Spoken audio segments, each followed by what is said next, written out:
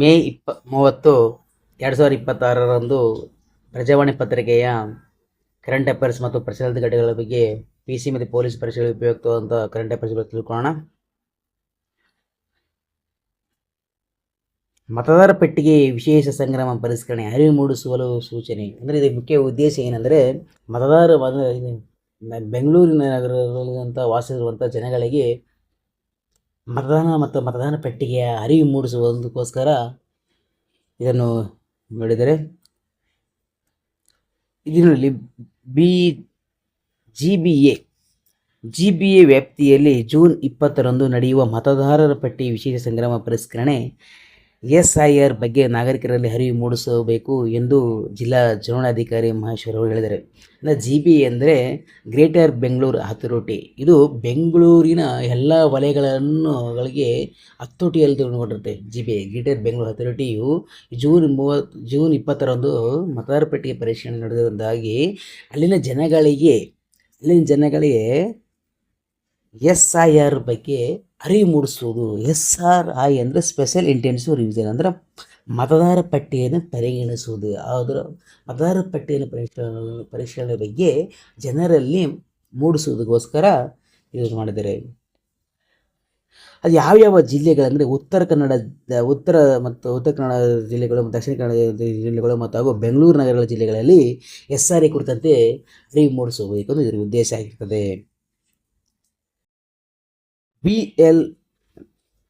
BLOಗಳಿಗೆ ಕೂಡಲೇ ನೋಟಿಸ್ ಜಾರಿ ಮಾಡಬೇಕು. ನೋಟಿಸ್ಗೆ ಪ್ರತಿಕ್ರಿಯೆ ಅಂದರೆ BLO ಅಂದರೆ ಇಲ್ಲಿ ಕೇಳಿದೆ. BLO ಅಂದರೆ ಬೋತ್ ಲೆವೆಲ್ ಆಫೀಸರ್ಸ್ ಅಂತ ಅರ್ಥ.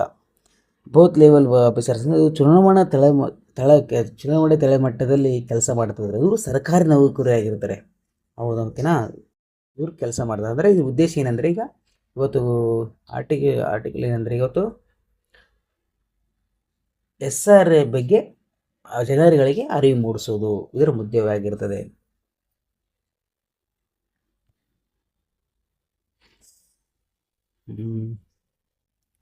ಓಕೆ. NTA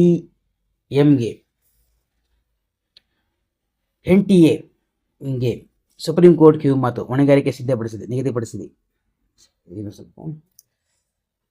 ಕೇಂದ್ರ ಮತ್ತು ಲೋಕಸಭೆ ಆಯೋಗವು UPSC ಯಾವುದೇ ಪತ್ರಿಕೆ ಸೋರಿಕೆಯಾದಾಗ ಅದಂತೆ ಕ್ರಮ ವಹಿಸಿ ದೊಡ್ಡ ಪ್ರಮಾಣದಲ್ಲಿ ಸ್ಪರ್ಧಾತ್ಮಕ ಪರೀಕ್ಷೆಗಳು ನಡೆಸುತ್ತದೆ. ಅಂದರೆ ಕಿವಿ ಮಾತು ಕೊಟ್ಟಿದೆ. ಅಂದರೆ NTAಗೆ ಕಿವಿ ಮಾತು ಸುಪ್ರೀಂ ಕೋರ್ಟ್ ಕೊಟ್ಟಿದೆ. NTA ಅಂದರೆ ನ್ಯಾಷನಲ್ ಟೆಸ್ಟಿಂಗ್ ಏಜೆನ್ಸಿ ಅಂತ. ಭಾರತದ ಶಿಕ್ಷಣ ಸಚಿವಾಲಯ ಅಡಿಯಲ್ಲಿ ಬರುತ್ತದೆ. ಇದು ಅಂದರೆ NTA ಭಾರತದ ಶಿಕ್ಷಣ ಸಚಿವಾಲಯದಲ್ಲಿ ಅಡಿಯಲ್ಲಿ ಬರ್ತದೆ.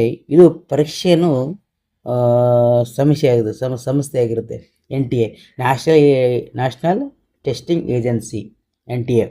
ಅದಕ್ಕೆ ಏನು ಹೇಳುತ್ತದೆ ನಮ್ಮ ಸುಪ್ರೀಂ ಕೋರ್ಟ್ ಅವರು, ಇದು UG ಮತ್ತು ನೀಟ್ ಎಕ್ಸಾಮು ಸರಿ ಮಾಡಿಲ್ಲಲ್ಲ ಅವಾಗ, ಅದ್ರ ಬಗ್ಗೆ ಅವ್ರಿಗೆ UG ಮತ್ತು ನೀಟ್ ಮತ್ತು UG ಪರೀಕ್ಷೆಯು ರದ್ದು ಮಾಡಿರುವುದಕ್ಕೆ ಸಂಬಂಧಿಸಿದೆ ಸಲ್ಲಿಕೆ ಇದು. ಓಕೆನಾ? ಈ ಕಡೆಗೆ ಯಾವುದೇ ಪ್ರಶ್ನೆ ಪತ್ರಿಕೆ ಸೋರಿಕೆಯಾಗದಂತೆ ಕ್ರಮ ವಹಿಸಿ ಈ NTAಗೆ ಸುಪ್ರೀಂ ಕೋರ್ಟ್ ಹೇಳಿದೆ. ಅಂದರೆ ಸುಪ್ರೀಂ ಕೋರ್ಟ್ ಏನಂತಂದರೆ, UPSC ಯಾವುದೇ ಪ್ರಶ್ನೆ ಪತ್ರಿಕೆ ಸೋರಿಕೆಯಾಗದಂತೆ ಕ್ರಮ ವಹಿಸಿ ದೊಡ್ಡ ಪ್ರಮಾಣದಲ್ಲಿ ಸ್ಪರ್ಧಾತ್ಮಕ ಪರೀಕ್ಷೆಗಳು ನಡೆಸ್ತದೆ. ಅಂದರೆ UPSC ನೋಡಿ ಕಲ್ತ್ಕೊಳ್ಳಿ ಅಂತ ಹೇಳುತ್ತೆ ಸುಪ್ರೀಂ ಕೋರ್ಟ್ ನೇರವಾಗಿ. ಓಕೆನಾ? ನೀಟ್ ಇದು ಓಕೆ. ನ್ಯಾಯಮೂರ್ತಿಗಳು ಯಾರಂತ ಸುಪ್ರೀಂ ಕೋರ್ಟ್ ನ್ಯಾಯಮೂರ್ತಿಗಳು ಯಾರು ಇರ್ತಾರೆ ಅಂದರೆ PS ನರಸಿಂಹ ಹಾಗೂ ಅಲೋಕ್ ರಾಧೆ ಅವರು ಇರ್ತಾರೆ. ಈಗ ಮುಖ್ಯ ಉದ್ದೇಶ ಅಂದರೆ, ಪ್ರಶ್ನೆ ಪತ್ರಿಕೆ ಸೋರಿಕೆ ವಿದ್ಯಾರ್ಥಿಗಳಿಗೆ ಮಾತ್ರವಲ್ಲ, ಅವರ ಕುಟುಂಬಗಳಿಗೂ ಅಪಘಾತಕಾರಿ ವಿಷಯ. ದೇಶದ ಯುವ ಜನತೆಯನ್ನು ನಾವು ಈ ರೀತಿಯಲ್ಲಿ ನಿರಾಸೆಗೊಳಿಸಬಾರದು ಎಂದು ಸುಪ್ರೀಂ ಕೋರ್ಟ್ ಹೇಳುತ್ತೆ. ಸುಪ್ರೀಂ ಕೋರ್ಟ್ ಇದರ ಉದ್ದೇಶ ಏನು ಹೇಳುತ್ತಂದರೆ, ಪ್ರಶ್ನೆ ಪತ್ರಿಕೆ ಸೋರಿಕೆ ಆಗುವುದು ವಿದ್ಯಾರ್ಥಿಗಳಿಗೆ ಮಾತ್ರವಲ್ಲ, ಕುಟುಂಬಗಳಿಗೂ ಮತ್ತು ಅಪಘಾತ ವಿಷಯ ಆಗಿರುತ್ತೆ. ಅದಕ್ಕೆ ನಾವು ನಿರಾಸೆ ಆಗಬಾರದು ಅಂತ ಸುಪ್ರೀಂ ಕೋರ್ಟ್ ಹೇಳುತ್ತೆ. ಈ ಪ್ರಕಾರ ಇಲ್ಲ.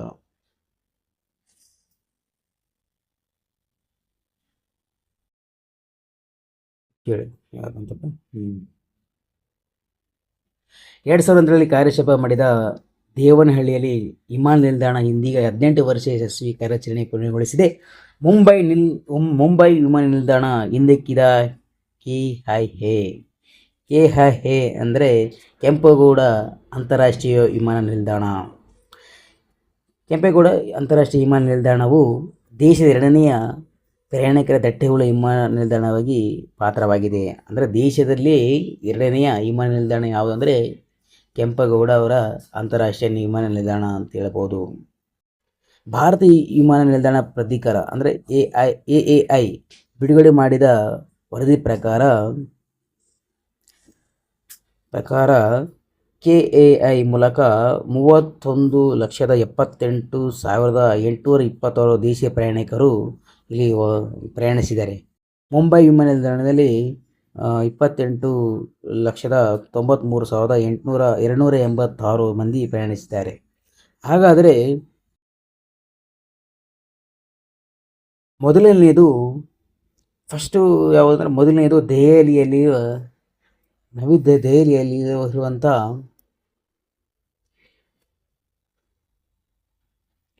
ಇಂದಿರಾ ಗಾಂಧಿಯ ಅಂತಾರಾಷ್ಟ್ರೀಯ ವಿಮಾನ ನಿಲ್ದಾಣವು ಮೊದಲನೆಯಾಗಿದೆ.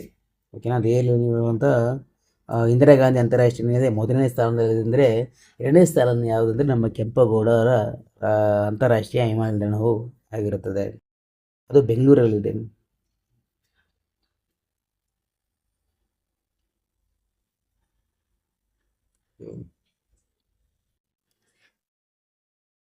ಕರ್ನಾಟಕದಲ್ಲಿ ಎಂಎಸ್ಎಂಇ ಪ್ರಗತಿಗೆ ಒತ್ತು.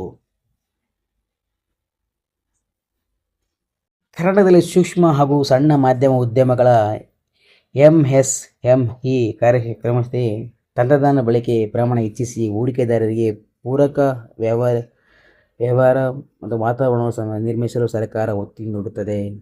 ಇದು ಕರ್ನಾಟಕದಲ್ಲಿ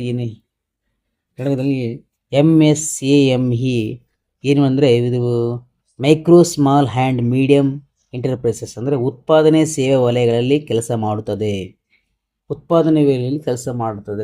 ಅಂದರೆ ಇದು ಉತ್ಪಾದನೆಯಲ್ಲಿ ತಂತ್ರಜ್ಞಾನಗಳನ್ನು ಬಳಕೆ ಮಾಡಿ ಹೆಚ್ಚೆಚ್ಚು ಉತ್ಪಾದನೆ ಆಗುತ್ತೆ ಅಂತ ಹೇಳುತ್ತೆ.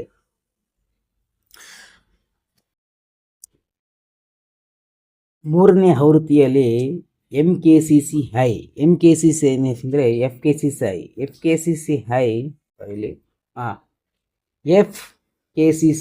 ಜಾಗತಿಕ ಸಮಾವೇಶ ಉದ್ಘಾಟಿಸಿ ಅವರು ಮಾತನಾಡಿದರು. ಎಫ್ಕೆಸಿಸಿಐ ಅಂದರೆ federation of Karnataka chambers of commerce and industry ಅಂತ.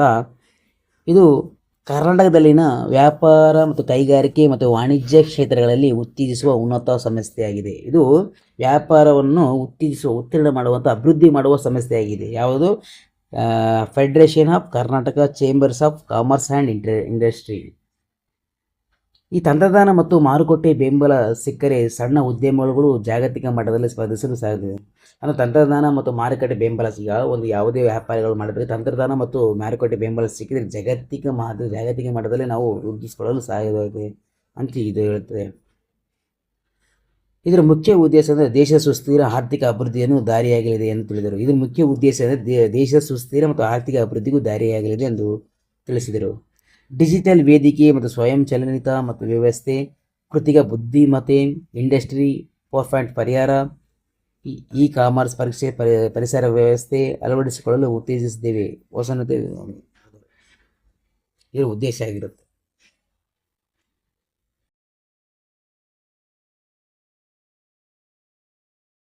ಇಲ್ಲಿ ಪ್ರಶಸ್ತಿ ಡಾಕ್ಟರ್ ಪಂಡಿತ್ ಎಂ.ಬಿ. ಶಾಸ್ತ್ರಿ ಅವರಿಗೆ ವಿಜಯರತ್ನ ಪ್ರಶಸ್ತಿ. ಓಕೆನಾ. ಇವರಿಗೆ ವಿಜಯರತ್ನ ಪ್ರಶಸ್ತಿ ಯಾವ ಥರದಲ್ಲಿ ಸಿಕ್ಕಿದೆ? ಶಾಸ್ತ್ರಿ ಇವರು ಜ್ಯೋತಿಷ್ಯ ಹಾಗೂ ವಾಸ್ತುಶಾಸ್ತ್ರದ ವಿಧಾನಗಳಾಗಿದ್ದರು. ಇವರು ಜ್ಯೋತಿಷ್ಯರಾಗಿದ್ದರೆ ಇವರು ಅಂದರೆ ವಿಜಯರತ್ನ ಪ್ರಶಸ್ತಿ ಬಗ್ಗೆ ನಾವು ತಿಳ್ಕೊಳ್ಬೇಕಾದ್ರೆ, ವಿಜಯರತ್ನ ಪ್ರಶಸ್ತಿಯು 2023ರಲ್ಲಿ ಸ್ಥಾಪನೆ ಆಯಿತು. 2024ರಲ್ಲಿ ಮೊದಲನೇ ಬಾರಿಗೆ ನೀಡಲಾಯಿತು ವಿಜಯರತ್ನ ಪ್ರಶಸ್ತಿಯನ್ನು. ಅದು ಯಾವುದಂದ್ರೆ ವಿಜಯರತ್ನ ಪ್ರಶಸ್ತಿ ಯಾರು ಸ್ಥಾಪನೆ ಮಾಡ್ತಾರೆ ಅಂದರೆ ವಿಜಯವಾಣಿ ಮತ್ತು VRL ಮೀಡಿಯಾದವರು ಪ್ರಶಸ್ತಿಯನ್ನು ಜಾರಿ ತಂದರು. ಅದು ಯಾವ ಉದ್ದೇಶ ಅಂದರೆ ಗ್ರಾಮೀಣ ಅಭಿವೃದ್ಧಿ ಮತ್ತು ಸಮಾಜ ವಿವಿಧ ಕ್ಷೇತ್ರಗಳಲ್ಲಿ ಸಾಧಕರಿಗೆ ನೀಡುವ ಪ್ರಶಸ್ತಿ ಆಗಿರ್ತದೆ. ಅದರಲ್ಲಿ ಸಾಧಕರಾದಂಥ doctor Pandit M B Shastri ಅವರು ಕೂಡ ಸಾಧಕರಾಗಿರೋದ್ರಿಂದಾಗಿ ಇವರಿಗೆ ವಂಶ ಪಾರಂಪರಿಕ ಜ್ಯೋತಿಷ್ಯ ಹಾಗೂ ವಾಸ್ತುಶಾಸ್ತ್ರದಲ್ಲಿ ಪರಿಣಿತರಾದ ಅಂತಾರಾಷ್ಟ್ರೀಯ ವೇದಿಕೆಯಲ್ಲಿ ಕರ್ನಾಟಕದ ಅಪ್ರತಿಮ ಸಾಧಕರಾದ ದುಬೈನಲ್ಲಿ ನಡೆದ ಹದೂರು ಸಂಭ್ರಮದಲ್ಲಿ ಖ್ಯಾತ ಜ್ಯೋತಿಷ್ ಡಾಕ್ಟರ್ ಎಂ ಶಾಸ್ತ್ರಿ ಅವರಿಗೆ ವಿಜಯರತ್ನ ಇಂಟರ್ನ್ಯಾಷನಲ್ ಪ್ರಶಸ್ತಿಯನ್ನು ನೀಡಲಾಯಿತು. ಅಂದರೆ ಅಂತಾರಾಷ್ಟ್ರೀಯ ಪ್ರಶಸ್ತಿಯನ್ನು ಇವರಿಗೆ ಪಂಡಿತ್ ಎಂ ಶಾಸ್ತ್ರಿ ಅವರಿಗೆ ನೀಡಲಾಯಿತು. ಈ ಇವರಿಗೆ ಗೌರವಂತ ಸನ್ಮಾನಗಳು ಯಾವುದಂದರೆ 2007ರಲ್ಲಿ ಜ್ಯೋತಿಷ್ ರತ್ನ ಪ್ರಶಸ್ತಿಯನ್ನು ನೀಡಲಾಯಿತು. 2023ರಲ್ಲಿ ಏಷಿಯಾ ಇಂಟರ್ನ್ಯಾಷನಲ್ ಕಲ್ಚರ್ ಅಕಾಡೆಮಿಯಿಂದ ಗೌರವ ಡಾಕ್ಟರೇಟ್ ಸಿಗಲಾಯಿತು. ಜ್ಯೋತಿಷ ಹಾಗೂ ವಾಸ್ತುಶಾಸ್ತ್ರದಲ್ಲಿ ಪರಿಣಿತರಾಗಿ ಸಂದ ಹಲವು ಪ್ರಶಸ್ತಿಗಳು doctor Pandit M B Shastri ಅವರಿಗೆ ದೊರೆತಿದ್ದು. ವಿಜಯರತ್ನ ಪ್ರಶಸ್ತಿ ಬಗ್ಗೆ ನಾವು ತಿಳ್ಕೊಳ್ಬೇಕಾಗ್ತದೆ. 2023ರಲ್ಲಿ ಸ್ಥಾಪನೆ ಆಯಿತು. 2024ರಲ್ಲಿ ಮೊದಲನೇ ಬಾರಿಗೆ ನೀಡಲಾಯಿತು. ಅದು ಉದ್ದೇಶ ಏನಂದರೆ ಅದನ್ನು ಸ್ಥಾಪನೆ ಮಾಡಿದವರೆಲ್ಲ ವಿಜಯವಾಣಿ ಮತ್ತು VRL ಮೀಡಿಯಾದವರು. ಅದು ನಾವು ತಿಳ್ಕೊಳ್ಬೇಕಾಗ್ತದೆ ಏನೋ.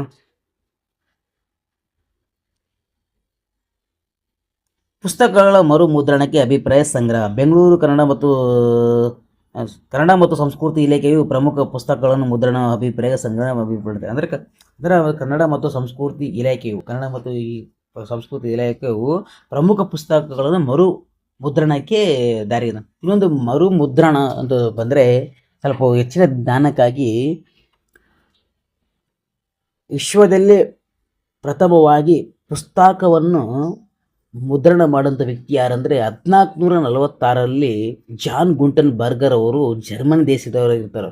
ಅವರು ಮೊಟ್ಟ ಮೊದಲವಾಗಿ ಪುಸ್ತಕವನ್ನು ಮುದ್ರಣ ಮಾಡಿದಂಥ ವ್ಯಕ್ತಿ ಜಾನ್ ಗುಂಟನ್ ಬರ್ಗ್ ಅವರು 1446ರಲ್ಲಿ ಜರ್ಮನ್ ದೇಶದಾಗಿರ್ತಾರೆ. ಇವರು ಪುಸ್ತಕವನ್ನು ಮೊದಲ ಬಾರಿಗೆ ಮುದ್ರಣ ಮಾಡೋಂಥ ವ್ಯಕ್ತಿಯಾಗಿರ್ತಾರೆ.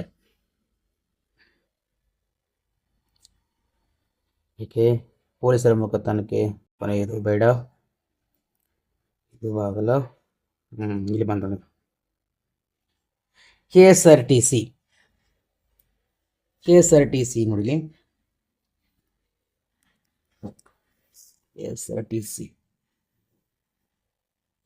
KSRTC ಹಲವು ಮಾರ್ಗದಲ್ಲಿ UPI ಸಮಸ್ಯೆ. ಫೋನ್ಪೇ ಬಿಟ್ಟು ಉಳಿದ ಆ್ಯಪ್ ಬಳಕೆ ಪರದಾಟ. ನೋಡಿಲಿ, KSRTC ಹಲವು ಮಾರ್ಗಗಳಲ್ಲಿ ಫೋನ್ಪೇ ಹೊರತುಪಡಿಸಿ ಉಳಿದ UPI ಆಧಾರಿತ ಪಾವತಿಯನ್ನು ಸಮಸ್ಯೆ ಉಂಟಾಗುತ್ತದೆ ಅಂತ ಇದು ಉದ್ದೇಶ ಆಗಿರುತ್ತೆ. ಜಾಸ್ತಿಗಾಗಿ ಎಕ್ಸಾಂಪಲ್ ಅಂದರೆ ಬಸ್ನಲ್ಲಿ ಹೋಗ್ತಾರೆ, ಬಸ್ನಲ್ಲಿ ಪ್ರಯಾಣಿಸೋ ಟೈಮಲ್ಲಿ UPI ವರ್ಕ್ ಆಗಲ್ಲ. ಆ ಟೈಮ್ದಲ್ಲಿ ನಮ್ಮ ಹತ್ರ ಕ್ಯಾಶ್ ನಗದು ಹಣ ಇರಲ್ಲ. ಆ ಟೈಮಲ್ಲಿ ಏನು ಸಮಸ್ಯೆ ಉಂಟಾಗುತ್ತೆ, ಈ ಕಡೆ UPI ಪೇ ಆಗಲ್ಲ, ಈ ಕಡೆ ನಗದು ಹಣ ಇರೋ ಸಮಯದಲ್ಲಿ ಅವರು ಬಸ್ ಅವ್ರು ಏನಂದರೆ UPI ಪೇ ಆಗಿಲ್ಲ ಅಂದರೆ ನಗದು ದುಡ್ಡು ಕೊಡಿ, ನೀವು ಹಣ ಕೊಡಿ ಅಂತ ಹೇಳಿದ್ರೆ, ಇಲ್ಲಾದರೆ ಬಸ್ಸಿಂದ ಎಳ್ಕೊಳ್ಬಿಡ್ರಿ ಅಂತ ಸಮಸ್ಯೆಗೆ ಅವರು ಪ್ರತಿಪಾದಿಸ್ತಾರೆ ಅಷ್ಟೇ. ಇದನ್ನು NPCI ಗಮನಕ್ಕೆ ತಂದಿದೆ. ಇದನ್ನು ಯಾವಾಗ NPCIಗೆ ಗಮನಕ್ಕೆ ತಂದಿದ್ದಾರೆ. KSRTC ಮುಖ್ಯ ಗಣಕ ವ್ಯವಸ್ಥಾಪಕಿ ಸುಳ್ಳೆಯಾಗಿದ್ದರು. ಇಲ್ಲಿ ಕೇಳಲಿ, UPI ಆಧಾರಿತ ಪಾವತಿ ಮೂಲಕವೇ ನೋಡಿರಿ, UPI ಆಧಾರಿತ ಪಾವತಿ ಮೂಲಕವೇ ಸಂಸ್ಥೆಗೆ ಪ್ರತಿದಿನ ಸರಾಸರಿ 1.61 ಕೋಟಿ ವರಮಾನ ಬರುತ್ತದೆ. ನೋಡಿ, UPI ಆಧಾರಿತ UPI ಪೇಯಿಂದಲೇ 1.61 ಕೋಟಿ ವರಮಾನವು ಸಿಗುತ್ತೆ ಅಂತ. ಓಕೆನಾ?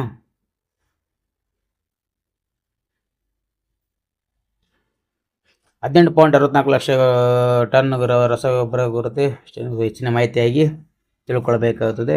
ಅಂದರೆ ಅಲ್ಲಿಂದ ರೈತರುಗಳಿಗೆ ಮಳೆಗಾಲದ ರಸಗೊಬ್ಬರ ಕೊರತೆಯಿಂದಾಗಿ ಅವರು 30.5 ಲಕ್ಷ ಟನ್ ರಸಗೊಬ್ಬರ ರೈತರಿಂದ ಬೇಡಿಕೆ ಅಂತ ಬೇಡಿಕೆ ಬಳಸೋದು, ಅದರ ಬಗ್ಗೆ ಇದು ಅಷ್ಟೇನಿಲ್ಲ. ಮಾತುಶ್ರೀ ಇಂಡಸ್ಟ್ರಿಯಲ್ ಪಾರ್ಕ್ ಉದ್ಘಾಟನೆ. ಅಂದರೆ ಇಲ್ಲಿ ಮಾತುಶ್ರೀ ಇಂಡಸ್ಟ್ರಿಯಲ್ ಪಾರ್ಕ್ ಶ್ರೀ ಕ್ಷೇತ್ರ ಧರ್ಮಸ್ಥಳ ಗ್ರಾಮೀಣ ಅಭಿವೃದ್ಧಿ ಯೋಜನೆ ಅಡಿಯಲ್ಲಿ ಬೆಳ್ತಂಗಡಿ ತಾಲೂಕಿನ ರಂಕೆದಗತ್ತು ಗ್ರಾಮದ ಬಳಿ ಮಾತುಶ್ರೀ ಇಂಡಸ್ಟ್ರಿಯಲ್ ಪಾರ್ಕ್ ಸ್ಥಾಪನೆ ಮಾಡಿದೆ. ಉಪರಾಷ್ಟ್ರಪತಿ CP ರಾಧಾಕೃಷ್ಣ ಅವರು ಇದೇ 30ರಂದು ಉದ್ಘಾಟಿಸಿದರು. ಅವರು 2004ರಿಂದ ಕಾರ್ಯವಹಿಸ್ತಿದ್ದರು. ಅದನ್ನ ಒಂದು ಗ್ರಾಮೀಣ ಸಾವಿರಕ್ಕೂ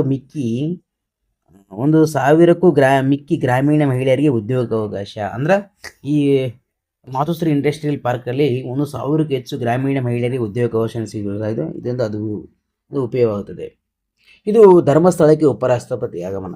ಅವರ ಆಗಮನ ಬಗ್ಗೆ ಟೈಮಿಂಗ್ ಪ್ರಕಾರ ವರದಿ ಹೇಳಿದ್ದಾರೆ ಅಷ್ಟೇ.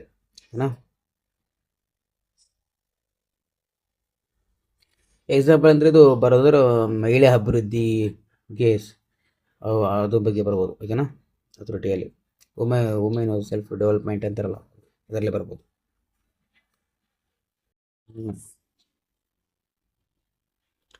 SRFಗೆ ಸುಪ್ರೀಂ ಸಮರ್ಥನೆ. ದೋಷದ ಪೂರಿತ ಈಗ ಹೇಳಿದ್ನಲ್ಲ ನಾನು, SRI ಸುಪ್ರೀಂ ಕೋರ್ಟ್ ಸಮರ್ಥನೆ ದೋಷಪೂರಿತ ಸಪರಿಗೆ. ಅಂದರೆ ಈಗ ಹೇಳಿದ್ನಲ್ಲದು ಚುನಾವಣೆಯ ಚುನಾವಣೆ ಬಗ್ಗೆ ಮೂಡಿಸಲು ವಿನಿಯೋಗದ ಅಳವಡಿ ಜಾರಿಗೊಳಿಸಲು ವಿಶೇಷ ಸಮಗ್ರ ಪರಿಷ್ಕರಣೆ. SRA ಅರಿವು ಮೂಡಿಸೋಗೋಸ್ಕರ ಇದು ಜಾರಿ ತಂದಿರೋದು ಆರ್ಟಿಕಲ್. ಅದು ಚುನಾವಣೆ ಆಯೋಗದ ದೋಷಯುಕ್ತ ಕಾರ್ಯಾಚರಣೆಯನ್ನು ಸುಪ್ರೀಂ ಕೋರ್ಟ್ ಸಮರ್ಥಿಸಿದೆ. ಈ ಮೂಲಕ ಚುನಾವಣೆಯ ಪ್ರಜಾಪ್ರಭುತ್ವವನ್ನು ದುರ್ಬಲಗೊಳಿಸಲು ಪ್ರಕ್ರಿಯೆಯನ್ನು ಸಮರ್ಥನೆ ದೊರೆತಾಗಿದೆ. ಅಂದರೆ SRIಗೆ ಸ್ಪೆಷಲ್ ಇಂಟೆನ್ಸಿವ್ ರಿವಿಷನ್ ಇದು ಮಾಡುತ್ತೆ. ECI ವಿನಯಗೊಳಿಸಿದ ಅಳವಡಿ ಜಾರಿಗೊಳಿಸಿರುವ ವಿವಾದಾತ್ಮಕ ವಿಷಯ ಸಮಗ್ರ ಪರಿಷ್ಕರಣೆಯನ್ನು SIR ಕುರಿತಂತೆ ಸುಪ್ರೀಂ ಕೋರ್ಟ್ ನೀಡಿರುವ ತೀರ್ಪನ್ನು ನಿರಾಸದಕವಾಯಿತು. ECI ಅಂದರೆ ಎಲೆಕ್ಷನ್ ಕಮಿಷನ್ ಆಫ್ ಇಂಡಿಯಾ. ಇದು ಆರ್ಟಿಕಲ್ 324 ಪ್ರಕಾರ ರಾಷ್ಟ್ರಪತಿ, ಸಂಸತ್ತು, ಲೋಕಸಭೆ, ರಾಜ್ಯಸಭೆ ಹುದ್ದೆಗಳಿಗೆ ಚುನಾವಣೆ ಎಲೆಕ್ಷನ್ ನಡೆಸುವ ಅಧಿಕಾರ ECI ಇರುತ್ತೆ. ಓಕೆನಾ.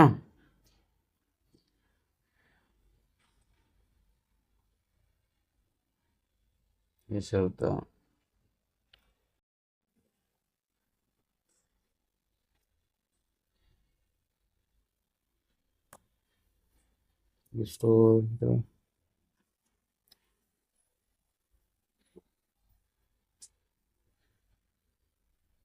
TT ಎಕ್ಸಾಮ್ ಅಂದರೆ ಶಿಕ್ಷಕರಿಗೆ TT ಎಕ್ಸಾಮ್, ಸೇವಾ ನಿರಕ್ಷಿತ ಶಿಕ್ಷಕರಿಗೆ TT ಎಕ್ಸಾಮ್ ಸುಪ್ರೀಂ ಕೋರ್ಟ್ ಕಡ್ಡಾಯ. ಏನಂತ ಹೇಳಿದಾರೆ ಅಂದರೆ, ಸುಪ್ರೀಂ ಕೋರ್ಟು ಶಿಕ್ಷಕರಿಗೆ ಸೇವಾನಿರತರಿಗೆ TT ಎಕ್ಸಾಮ್ ಪಾಸ್ ಆಗಿರಬೇಕು ಕಡ್ಡಾಯ ಅಂತ ಹೇಳ್ತಾರೆ.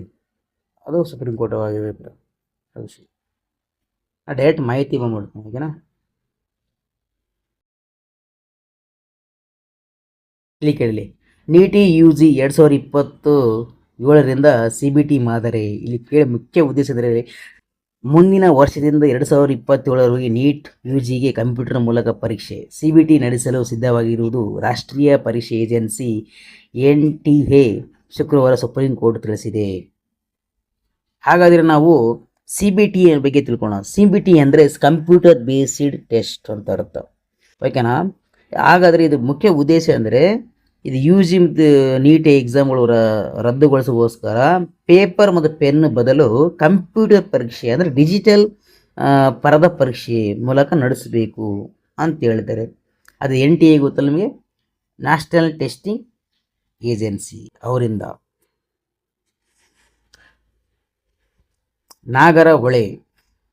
ನಾಗರಹೊಳೆ ರಸ್ತೆ ವಿಸ್ತರಣೆ, CEC ಸ್ಥಳ ಪರಿಶೀಲನೆ ನಾಳೆ.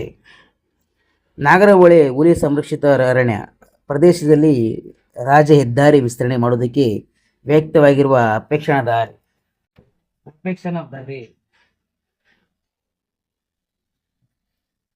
ಅಪೇಕ್ಷಣ ಆಧರಿಸಿ ಸ್ಥಳ ಪರಿಶೀಲನೆ ನಡೆಸಲು ಕೇಂದ್ರ ಉನ್ನತ ಅಧಿಕಾರ ಸಮಿತಿ CEC ಮುಂದಾಗಿದೆ. ಸಮಿತಿ ಸದಸ್ಯರಾಗಿರುವ ಮಹಾರಾಷ್ಟ್ರ ಮತ್ತು ನಿವೃತ್ತ PCCF ಸುನಿಲ್ ಲಿಮೆ ಅವರು ಅಧಿಕಾರಿಗಳ ತಂಡ ಇದೇ 31ರಂದು ನಾಗರಹೊಳೆ ದೊಡ್ಡ ಬೈರನ್ಕುಂಪೆ ವನ್ಯಜೀವಿ ವಲಯದ ವ್ಯಾಪ್ತಿಯಲ್ಲಿ ನಡೆಯುತ್ತಿರುವ ಕಾಮಗಾರಿ ವೀಕ್ಷಿಸಲಿದೆ. ಶನಿವಾರ ಬಂಡೀಪುರಕ್ಕೆ ಭೇಟಿ ನೀಡಿದ್ದಾರೆ. ಇಲ್ಲಿ ಮುಖ್ಯ ಉದ್ದೇಶ ಅಂದರೆ, ಹುಲಿ ಸಂರಕ್ಷಿತ ಪ್ರದೇಶ ವ್ಯಾಪ್ತಿಯಲ್ಲಿರುವ ರಸ್ತೆಯ ಯಥಾಸ್ಥಿತಿ ಕಾಪಾಡಬೇಕೆಂದು, ವಿಸ್ತರಣೆ ಇಲ್ಲವೇ ಮೇಲ್ದರ್ಜೆಗೆ ಅವಕಾಶ ನೀಡಬಾರದೆಂದು ಸುಪ್ರೀಂ ಕೋರ್ಟ್ ಆದೇಶ ನೀಡಿತು. ಇಲ್ಲಿ ಕೇಳಿ, ನಾಗರಹೊಳೆ ಎಂಬುದು ಅಂದರೆ ಇಲ್ಲಿ ಮುಖ್ಯ ಉದ್ದೇಶ ಅಂದರೆ, ನಾಗರಹೊಳೆ ಹುಲಿಯ ರಾಷ್ಟ್ರೀಯ ಉದ್ಯಾನದಲ್ಲಿ ಈಗ ಈಗ ರಾಜ್ಯಗಳ ಹೆದ್ದಾರಿಯನ್ನು ಮಾಡುವ ಕಾರ್ಯ ಬಂದಿದೆ, ಅದನ್ನು ಸುಪ್ರೀಂ ಕೋರ್ಟ್ ನಿಲ್ಲಿಸಿದೆ. ನಾಗರಹೊಳೆ ರಾಷ್ಟ್ರೀಯ ಉದ್ಯಾನದಲ್ಲಿ ಆ ಕೆಲಸ ಮಾಡುವ ಅನುಮತಿ ಕೊಟ್ಟಿಲ್ಲ ಅಂತ. ಹಾಗಾದರೆ ಹೆಚ್ಚಿನ ಮಾಹಿತಿ, ನಾಗರಹೊಳೆ ರಾಷ್ಟ್ರೀಯ ಉದ್ಯಾನವು 1955ರಲ್ಲಿ ಸ್ಥಾಪನೆ ಆಯಿತು. ನಾಗರಹೊಳೆ ರಾಷ್ಟ್ರೀಯ ಉದ್ಯಾನಕ್ಕೆ ರಾಜೀವ್ ಗಾಂಧಿ ರಾಷ್ಟ್ರೀಯ ಉದ್ಯಾನ ಅಂತ ಹೇಳ್ತಾರೆ. ಇದು ಹುಲಿ ಸಂರಕ್ಷಿತ ಪ್ರದೇಶವಾಗಿರುತ್ತೆ. 285 ಚದರ ಕಿಲೋಮೀಟರ್ ಆಗಿರ್ತದೆ. ಇದು 2003ರಲ್ಲಿ ರಾಷ್ಟ್ರೀಯ ಉದ್ಯಾನವಾಗಿ ಸ್ಥಾಪನೆ ಮಾಡುತ್ತಾಯಿತು. ಭಾರತದಲ್ಲಿ 37ನೆಯ ಹುಲಿ ಸಂರಕ್ಷಿತ ಪ್ರದೇಶವೆಂದು ಕೂಡ ಇದನ್ನು ಕರೀತಾರೆ. ಯಾವುದು? ನಾಗರಹೊಳೆಯನ್ನು. ಓಕೆನಾ?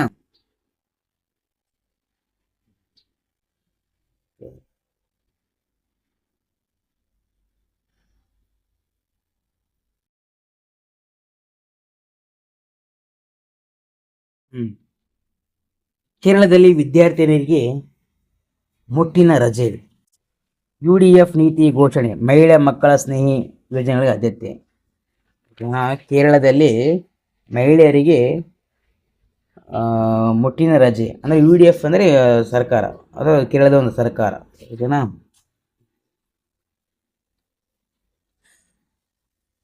ಶಾಲಾ ವಿದ್ಯಾರ್ಥಿನಿಯರಿಗೆ ಮಾಸಿಕ 3 ದಿನ ಮುಟ್ಟಿನ ರಜೆ ನೀಡಲು ಮತ್ತು 50ಕ್ಕಿಂತ ಹೆಚ್ಚಿನ ಉದ್ಯೋಗಗಳಿರುವ ಕೆಲಸದಲ್ಲಿ ಸ್ಥಳಗಳಲ್ಲಿ ಡೇ ಕೇರ್ ಸೆಂಟರ್ ಮತ್ತು ಶಿಶು ವಿಹಾರ ಆರಂಭಿಸಲು ಕೇರಳ ಸರ್ಕಾರ ನಿರ್ಧರಿಸಿದೆ.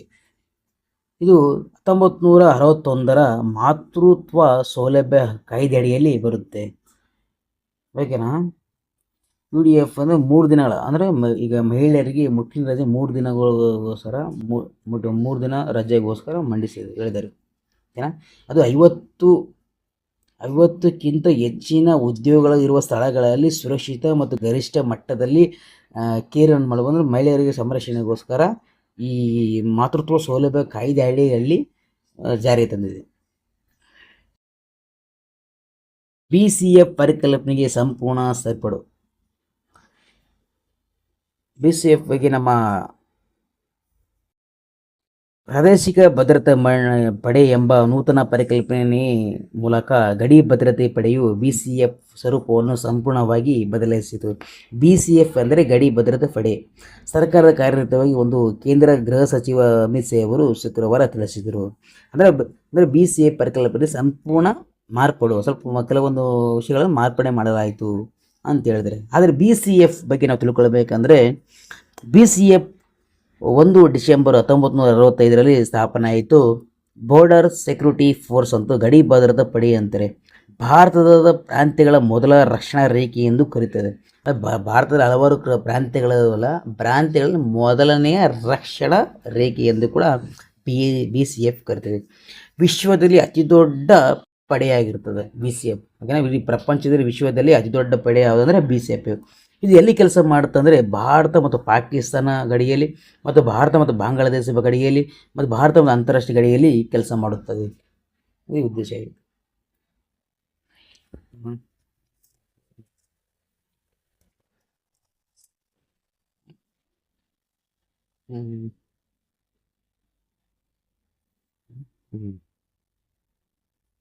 ನೌಕಾಪಡೆ ಅಜಯ್ ಅಧಿಕಾರ ಸ್ವೀಕಾರ.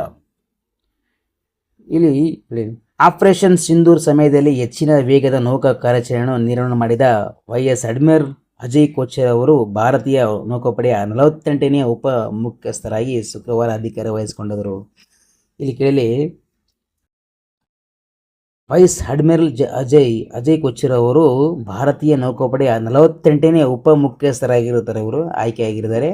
ಇವರು ಏನು ಕೆಲಸ ಮಾಡುತ್ತಂದರೆ, ಆಪರೇಷನ್ ಸಿಂಧೂರು ಸಮಯದಲ್ಲಿ ಹೆಚ್ಚಿನ ವೇಗದ ನೌಕಾ ಕಾರ್ಯಾಚರಣೆಯನ್ನು ಕಾರ್ಯನಿರ್ವಹಣೆ ಮಾಡಿರ್ತಾರೆ. ಇವರು ಅಂಡಮಾನ್ ಮತ್ತು ನಿಕೋಬಾರ್ ಕಮಾಂಡರ್ ಆಗಿ ಕೆಲಸ ಮಾಡಿರ್ತಾರೆ. ಅವರಿಗೆ ಸ್ವೀಕಾರ ಇದೆ, ಏನೋ ಅವರ ಅಧಿಕಾರ. ಇದು ಮುಖ್ಯ ಏನಂದರೆ, ಇದು ಭಾರತೀಯ ನೌಕಾಪಡೆ 48ನೇ ಉಪ ಮುಖ್ಯಸ್ಥರಾಗಿ ಕೆಲಸ ಬರುತ್ತೆ, ಅಧಿಕಾರ ಆಗಿದ್ದಾರೆ. ಕೇಂದ್ರದಿಂದಲೂ ಕಲ್ಯಾಣ ಯೋಜನೆ, ಅದೇ 2030ರಂದು ಅಂತ್ಯದೊಳಗೆ ಗಿರಿ ಕಾರ್ಮಿಕರಿಗೆ 2 ಕೋಟಿ, ಅಂದರೆ ಈಗ ಜೊಮ್ಯಾಟೊ ಅಂತ ಕೆಲಸ ಮಾಡೋವರಿಗೆ ಕೇಂದ್ರದಿಂದ ಯೋಜನೆ, ಕಲ್ಯಾಣ ಯೋಜನೆ ಮತ್ತು ನಾವು ದಿನ ಓದಿದೆ. ಕಿರ್ಲೋಸ್ಕರ್ಗೆ ಎಲೆಕ್ಟ್ರಿಕ್ ಜಾನ್ಕಿ ನೇಮಕ. ಕಿರ್ಲೋಸ್ಕರ್ ಎಲೆಕ್ಟ್ರಾನಿಕ್ ಕಂಪನಿಯು ಜಾನಕಿ ಕಿರ್ಲೋಸ್ಕರ್ ಅವರನ್ನು ಜಂಟಿ ವ್ಯವಸ್ಥಾಪಕ ನಿರ್ದೇಶಕಿ ಹಾಗೂ ಹೆಚ್ಚುವರಿ ನಿರ್ದೇಶಕಿ ಹುದ್ದೆಗೆ ನೇಮಕ ಮಾಡಿರುವುದು ತಿಳಿಸಲಾಗಿದೆ. ಇವರು ಕಿರ್ಲೋಸ್ಕರ್ ಎಲೆಕ್ಟ್ರಾನಿಕ್ ಜಾನಕಿಯವರು ನೇಮಕವಾಗಿದ್ದಾರೆ. ಓಕೆನಾ. ಲೈಂಗಿಕ ದೌರ್ಜನ್ಯ ಇಸ್ರೇಲ್ ರಷ್ಯಾ ಪಡೆ ಕಪ್ಪು ಪೆಟ್ಟಿಗೆ ಸೇರ್ಪಡೆ. ಈಗ ರಷ್ಯಾ ಮತ್ತು ಇಸ್ರೇಲ್ ಮತ್ತು ಯುದ್ಧಗಳು ನಡೀತಿರುವ ಟೈಮಲ್ಲಿ ಅಲ್ಲಿರುವ ಮಹಿಳೆಯರ ಮೇಲೆ ಲೈಂಗಿಕ ದೌರ್ಜನ್ಯವನ್ನು ಎಸಗಿದ್ದಾರೆ. ಅದರಿಂದಾಗಿ ಇಸ್ರೇಲ್ ಮತ್ತು ರಷ್ಯಾ ಪಡೆಗೆ ಕಪ್ಪು ಪೆಟ್ಟಿಗೆ ಸೇರಿಸಿದ್ದಾರೆ ಎರಡು ರಾಷ್ಟ್ರಗಳನ್ನು. ಯುದ್ಧದ ಸಂದರ್ಭದಲ್ಲಿ ಲೈಂಗಿಕ ದೌರ್ಜನ್ಯಗಳ ಕುರಿತು ದಾಖಲಿಸುವ ವಿಶ್ವಸಂಸ್ಥೆಯ ವರದಿ ಇಸ್ರೇಲ್ ಮತ್ತು ರಷ್ಯಾ ಸೇನಾ ಪಡೆಯು ಕಪ್ಪು ಪಟ್ಟಿಗೆ ಸೇರಿಸಿದೆ. ಅಂದರೆ ಹೇಳಿದಲ್ಲ, ಅಲ್ಲಿರುವ ಮಹಿಳೆಯರ ಮೇಲೆ ಲೈಂಗಿಕ ದೌರ್ಜನ್ಯವನ್ನು ಮಾಡಿದ್ರಿಂದಾಗಿ ಕಪ್ಪು ಪಟ್ಟಿಗೆ ಮೇಲೆ ಸೇರಿಸಪಡೆಯಲಾಗಿದೆ.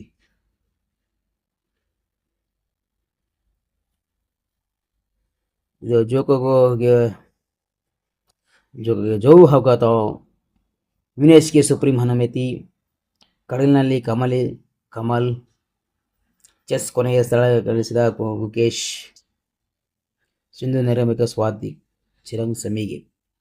ಹಾಗಾದರೆ ಇಂದಿನ ತರಗತಿ ನಾವು ಪ್ರಜಾವಾಣಿಯ 30 ಮತ್ತು 2026 ಪ್ರಶ್ನೆ ತಿಳ್ಕೊಂಡಿವಿ. ಈ ವಿಡಿಯೋ ನಿಮಗೆ ಇಷ್ಟ ಆದರೆ ಸಬ್ಸ್ಕ್ರೈಬ್ ಮಾಡಿ, ಲೈಕ್ ಮಾಡಿ. ಥ್ಯಾಂಕ್ ಯು ಸೋ ಮಚ್ ಎಲ್ಲರಿಗೂ.